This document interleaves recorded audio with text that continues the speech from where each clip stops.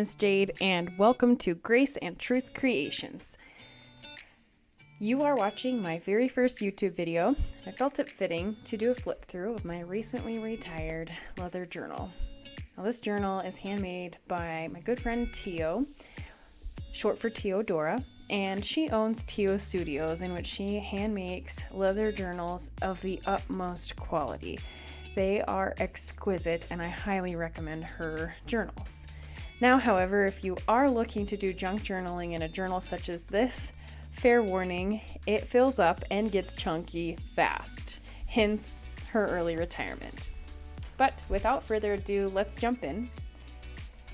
Now, these first spreads that you're going to take a look at are the very beginning of my journey. This is work in which I'm trying to determine my personal style, my preferences, what I enjoy and am drawn to. And it can feel kind of vulnerable sharing this with you because it doesn't feel pretty, it feels messy and sloppy even, but I think there's something to be said about watching an artist's progression and their growth. You see how they come to hone in on their craft. And that's exactly what starts to happen here. Something really fascinating happens.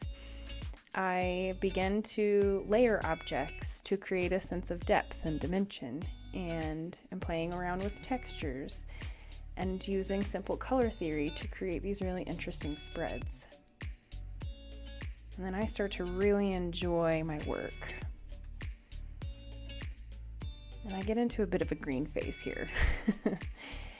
And as you can see, I have already filled some of these empty pages with journaling. I personally pray in those empty spaces.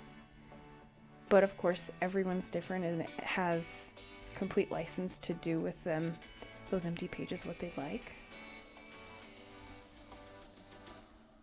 I live near the mountains and I really enjoy bringing elements of nature into my work. So many fun things you can do in junk journals, like flaps like this that open up and reveal a surprise behind it.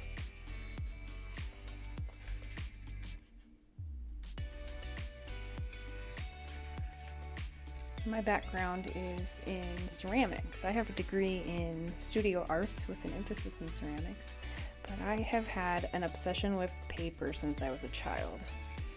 Little did I know that this is what I was meant to do. Here's a bit more green.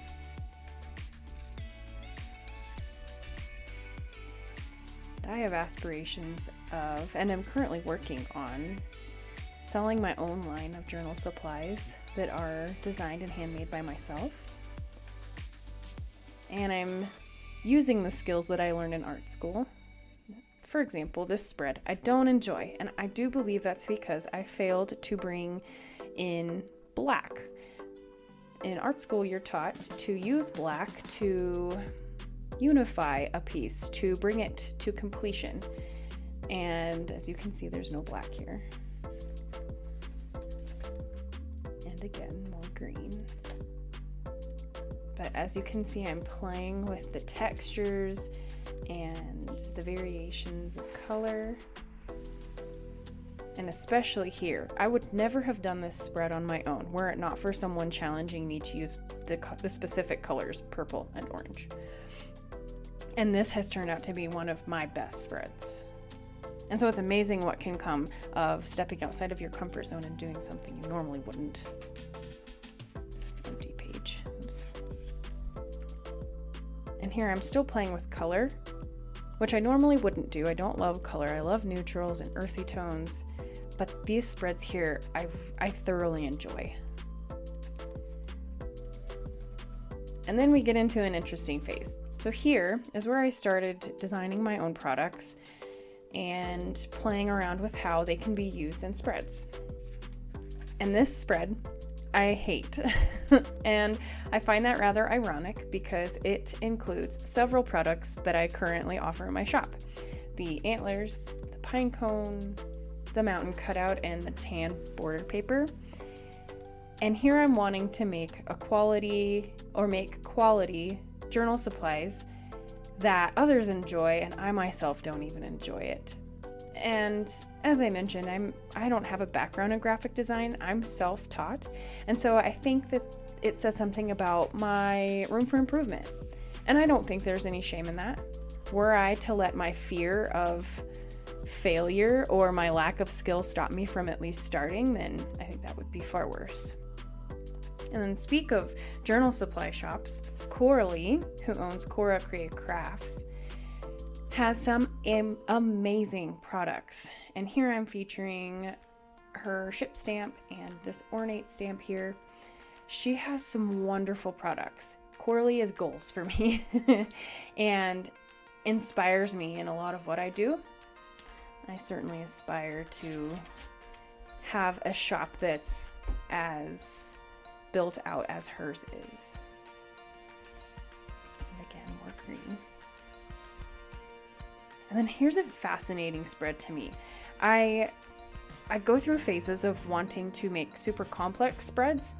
I'm drawn to complex spreads in other people's work and not my own. So when I get sucked into a spread and keep adding, it doesn't always work in my favor. But I think this spread works very well. And there's so much going on that it keeps me interested and engaged. And last spread here is something more neutral and truer to what I'm more inclined to make. And some might call it boring, but I like the simple. And that's it. These last pages I will journal in over time at my own pace. And there you have it, my almost finished junk journal. I appreciate you spending some time with me. Thank you for coming along with me on this creative journey, and until next time.